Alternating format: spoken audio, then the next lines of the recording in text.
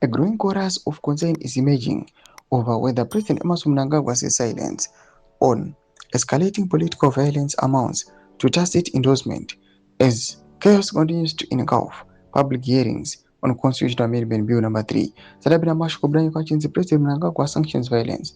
That was subscribe or like on the bell icon. Tipina Mzimai, Anintambiro Nyarachiti.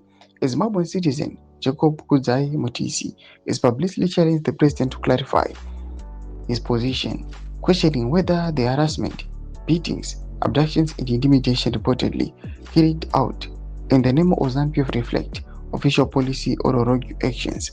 The debate over constitutional reform should be a moment of national reflection, Mutisi argues, warning that it is instead being overshadowed by coercion tactics reminiscent of Zimbabwe's troubled political past.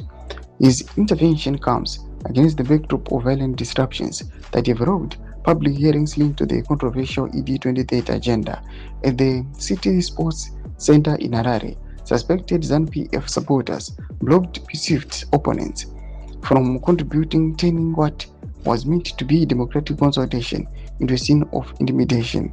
Prominent lawyer Doug Goddard was reportedly attacked during the chaos, robbed of his phone and eyeglasses, underscoring the deteriorating security environment surrounding the hearings.